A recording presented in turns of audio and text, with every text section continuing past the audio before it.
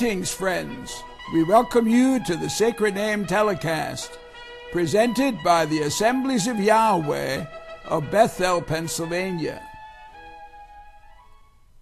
I'm Elder Jacob O. Meyer, proclaiming the revealed personal name of our Heavenly Father, Yahweh, and the good news of the kingdom of the heavens. And we extend cordial greetings and a very warm welcome to everyone who has joined us today for this Bible study program. We recently passed a milestone here, going from the 44th year completed of this radio and television outreach ministry that has now developed into a religious organization in which we are preparing to meet Yahshua the Messiah in the air when he returns. We believe that return is imminent because the signs are all around us concerning that the predictions made by the prophets and the patriarchs and the apostles of old are certainly pointing toward the second coming of the Messiah today. We're living in crisis times. If you don't understand that already, small nations, the weak, are saying, I am strong.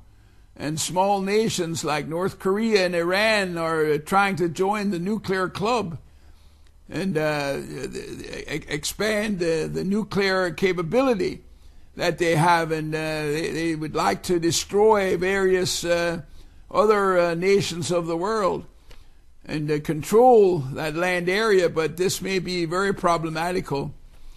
So consequently, we'd like to urge you to become more acquainted with the ministry of the Sacred Name radio broadcast and the Sacred Name Telecast. These programs were founded in 1966 when the radio broadcast began, and I designed them as a Bible study because I want to convey the teachings of the Word of Yahweh. The world today is in a very precarious situation. Economic problems confront many nations of the world. And Europe, they tell us at the present time, is under great stress economically, like the United States has been wallowing in a recession. We still haven't pulled out of that recession, although some of the statistics are starting to look a little promising. Nevertheless, we still have a ways to go, and the administration in Washington will tell you that. But here in Luke chapter 18, verse 8, the end of the verse says, Nevertheless, when the Son of Man comes, shall he find faith on the earth? Or actually, this should be perhaps better translated, find the faith. What kind of faith is he talking about? Well, it's the true faith of Abraham, Isaac, and Jacob, and the true faith of the Apostolic Assembly that he's wondering if that's going to be still viable after he returns, at his return, because it seems like Satan, the adversary, is always out to undermine true worship and the true and sound doctrines of the sacred scriptures.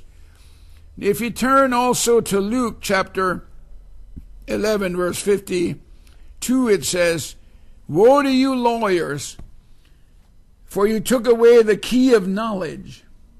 What is the key of knowledge? Well, we can go back to Isaiah chapter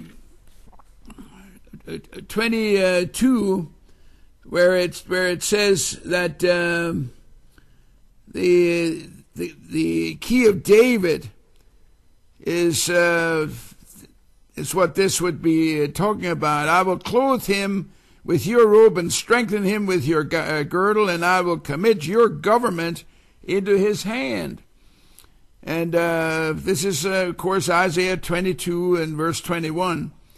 And I will commit your government into his hand, and he shall be a father to the inhabitants of Jerusalem and to the house of Judah. And the key of the house of David will I lay upon his shoulder. What is the key of the house of David? The key of the house of David was that Yahweh gave David the responsibility to be the king, the chief judge of Israel. And then David was to develop a dynasty if he would remain faithful. Well, David, of course, had his problems, but Yahweh said, I'm not going to take away my promise. I'll create a dynasty for David, and that dynasty is going to reach to whom? And none shall shut. He shall open and none shall shut. That's absolute judicial responsibility and power. And I will fasten him as a nail in a sure place, and he shall be for a throne of glory to his father's house.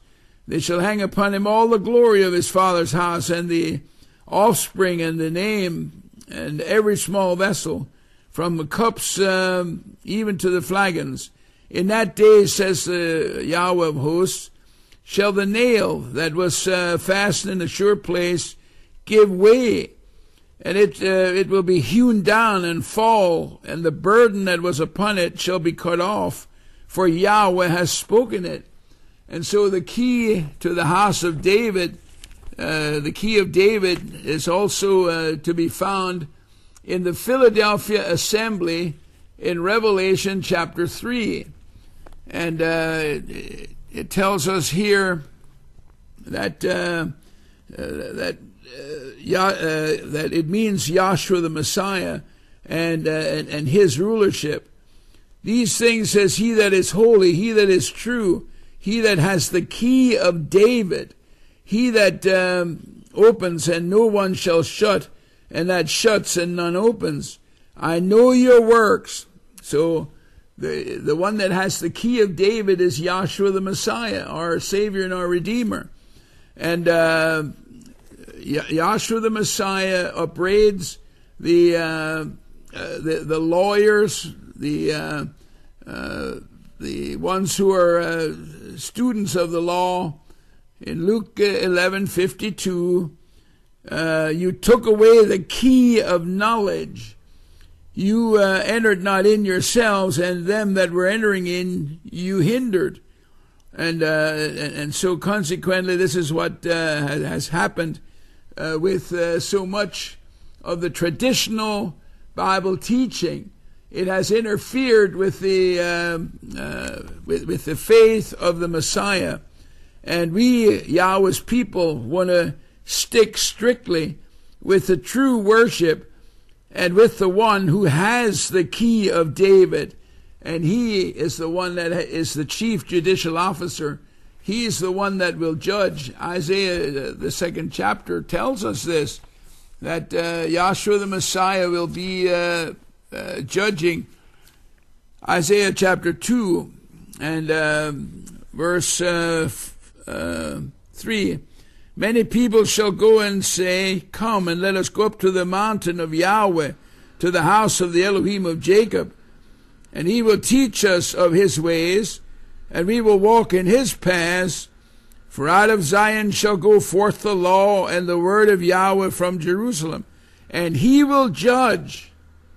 You're listening? He will judge between the nations, and will decide concerning many peoples. And they shall beat their swords into plowshares and their spears into pruning hooks or vine knives. Nation shall not lift up sword against nation, neither shall they learn war anymore. And that's when Yahshua the Messiah returns. He will be the chief judge and arbitrator between the nations, and there will not be any more war, but there will be absolute peace, and no one will try to instill any more conflict on this earth. Here in Revelation chapter 12:17, this is one of the main doctrines of the New Testament and of the entire Bible. And the dragon, because of chapter 12 and verse 10, it says that verse 9, excuse me, the word here is Satan the devil, the old serpent called Satan, the devil and Satan, the deceiver of the whole world. He was cast down to the earth, and his angels were cast down with him. He's always trying to interfere with the teaching of the sound doctrines of the Bible. And the dragon became exceedingly angry with the woman, and went away to make war with the remnant of her seed. The remnant of her seed, that's the last remnant, that the last portion of Israelites at the end of the age. So we today are trying to restore a spiritual connection between us as true worshipers and as with the Messiah. Here in Isaiah chapter 10, we see in verse 20, it shall come to pass in that day that the remnant of Israel and they that have escaped of the house of Jacob shall no more lean upon him that struck them, but shall lean upon Yahweh, the Holy One of Israel, in truth. A remnant shall return, even a remnant of Jacob, to the mighty El. For though your people Israel be as the sand of the sea, only a remnant of them shall return. A destruction is determined, overflowing with righteousness, for a full end, and that determined shall the sovereign Yahweh of hosts make in the midst of the earth. This is the remnant that is referred to here in Revelation chapter 12, verse 17. The dragon became exceedingly angry with the woman, and went away to make war with the remnant of her seed. What kind of a description do they have? The ones that keep the commandments of Yahweh and have the faith or hold the testimony of the Messiah. The testimony of the Messiah is a faith in the doctrine of the Messiah, which we find all the way over in Psalm 2, right at the beginning of the Psalms. It says here in verse 7, and I will tell of the decree. Yahweh said to me, you are my son, this day have I begotten you. Ask of me, and I shall give you the nations for your inheritance, and the utmost parts of the earth for your possession. You shall break them with a rod of iron, and dash them in pieces as a potter's vessel. This is what will happen when Yahshua the Messiah returns. But in verse 2 it says, the kings of the earth set themselves, and the rulers take counsel together against Yahweh and against his anointed. The word anointed means Mashiach, or the Messiah, saying, let us break their bonds asunder and cast away their cords from us. But he that sits in the heavens will laugh, because Yahweh has a plan, and he's working that plan out here below. So consequently, the dragon becomes exceedingly angry with the woman who is Israel, within whose realm is the true worship, and went away to make war with those who are actually practicing the kingdom way of life, the remnant of her seed. And what the remnant of her seed are keeping the commandments of Yahweh. No, the law of Yahweh has not been done away with. Many times you hear people say, oh, when the Messiah died, the Messiah did away with the law. He annulled the law, which is absolutely untrue. He did not annul the law at all, but he underscored the law in the Sermon on the Mount, Matthew chapter 5. Messiah himself gave this prediction. Verse 17, think not that I came to destroy the law or the prophets. I came not to destroy, but to fulfill. So he didn't come to destroy, and the word destroy is number 3089, luo, in the Greek text. And it's a prime root, and it means to dissolve, to annul. I didn't come to annul the law. You look it up for yourself in Strong's Concordance. The number is number 3089. And he did not come to dissolve or to annul or to make invalid or to weaken the law of Yahweh, but he came to fulfill the law. That's what he tells us here very plainly. I came not to destroy the law, but to fulfill it.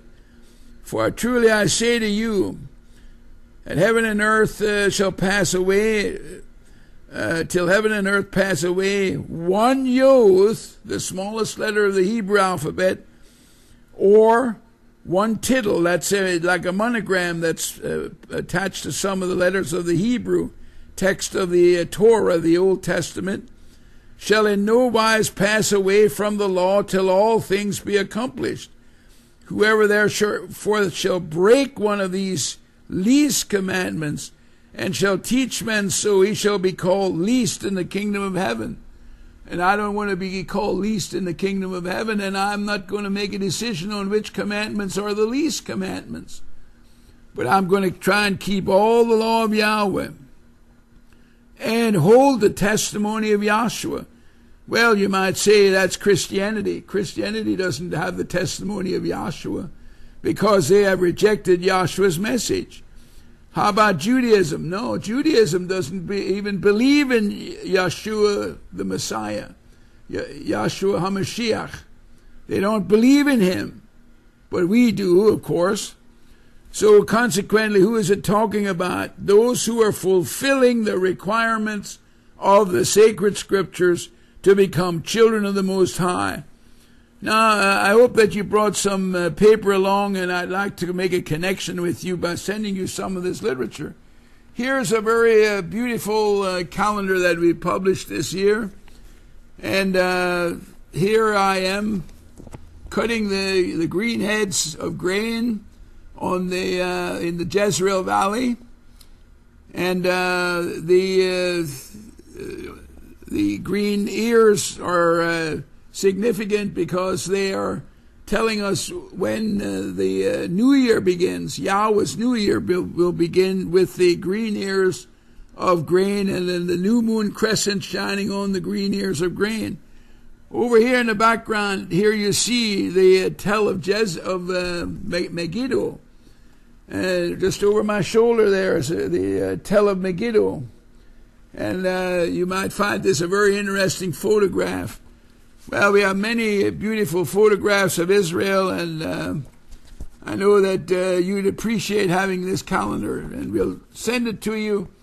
It'll come out free of charge. We would like to have a contribution for our publication costs, but if you can't afford it, why, we'll give you a calendar, because we believe that you ought to have a calendar like this to witness in your own home. And the literature order number is number 10102. That's 10102. And remember that our name and address, or where to write for this literature, is the Sacred Name Broadcast, P.O. Box C, Bethel, Pennsylvania, zip code 19507.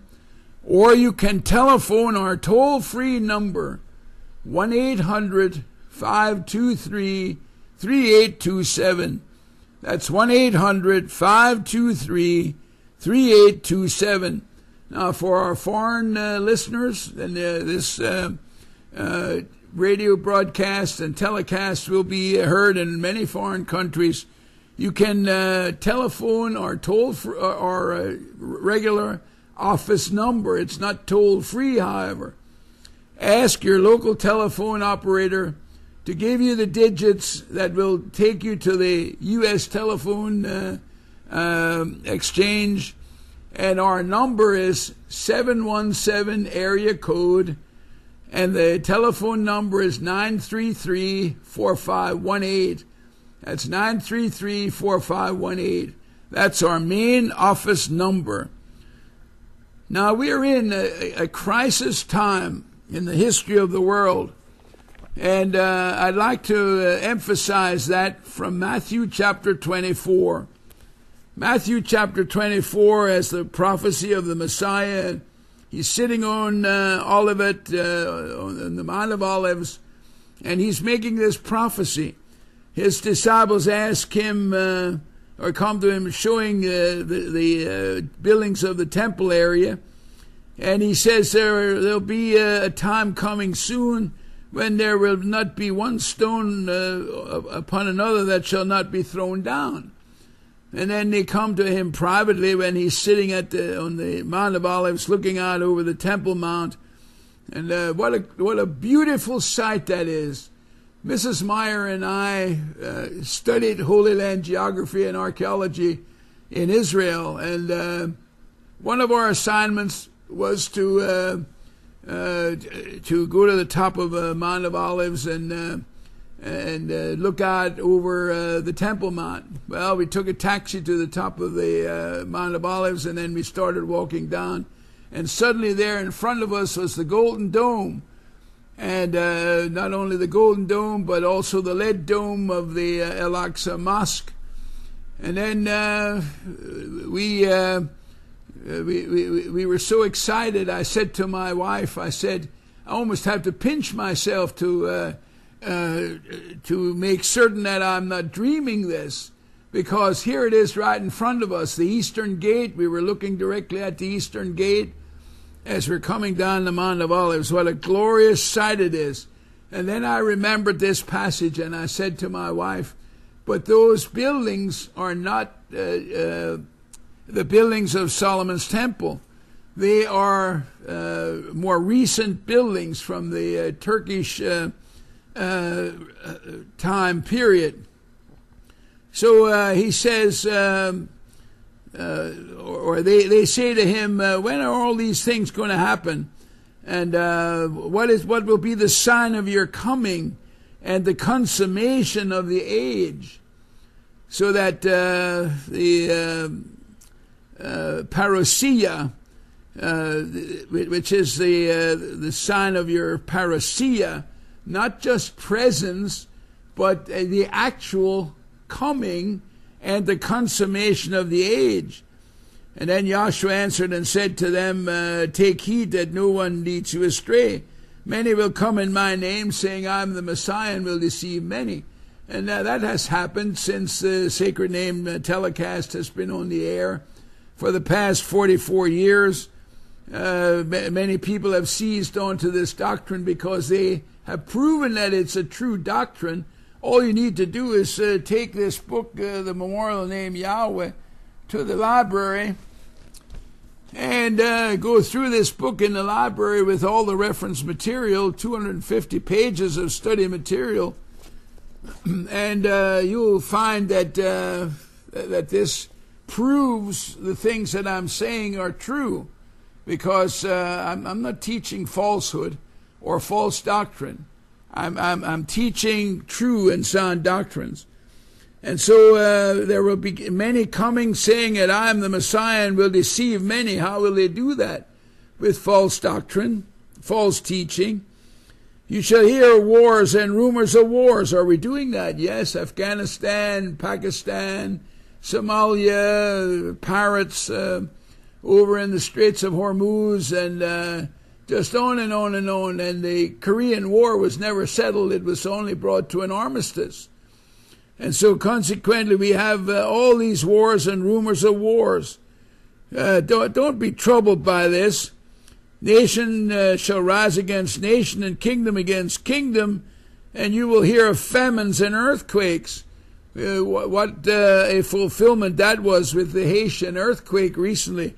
The worst catastrophe that ever struck the Western Hemisphere in various places. All these things are the beginning of travail. And then you'll be facing up to tribulation. And they'll try to kill you for my name's sake. People don't like true worship, it seems. They want to have their own doctrines. And then many shall stumble and deliver up one another, and shall hate one another. Why? Because lawlessness shall be multiplied. That's verse 12. Lawlessness shall be multiplied. The love of many shall grow cold. But he that endures to the end, the same shall be saved. Perseverance is very important in the last days.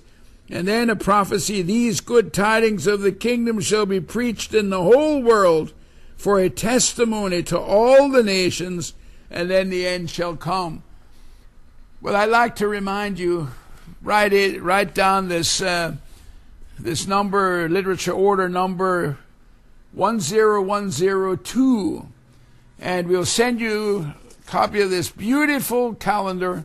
You need to have this calendar and hanging on the wall in your home, and all these beautiful pictures of Israel that will really inspire you to go forward.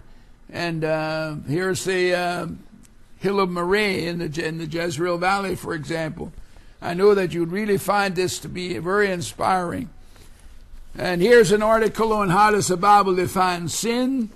Most people don't know how the Bible defines sin. 1 John 3:4, it's the violation or breaking of Yahweh's law. Here are 3 articles on the sacred name. What is the name of the Heavenly Father? What is the Messiah's name? And the proof of the use of the names of Yahweh and Yahshua. 7,000 witnesses, 7 ancient witnesses, testifying to the name of Yahweh. We believe in keeping Yahweh's holy days, and those are found in Leviticus 23. Here are 2 articles on that subject. Here's our most recent issue of the magazine, the Sacred Name Broadcaster, and the previous issue had the radio and television log, and this one has every Sacred Name Broadcaster magazine has a feature section, prophetic trends, and this one is facing the future by faith. No cost or obligation. Write to the Sacred Name Broadcast, P.O. Box C, Bethel, Pennsylvania, zip code 19507, or telephone our toll-free number 1-800-523-3827. That's 1-800-523-3827. Remember, this literature will come out to you in its literature order number 10102, and it will be free of charge. We'll put you on for a full 1-year subscription to the Sacred Name Broadcaster magazine. No cost or obligation. Until next week at the same time on this same station, we hope to hear from you this week. And until then, may Almighty Yahweh bless you abundantly.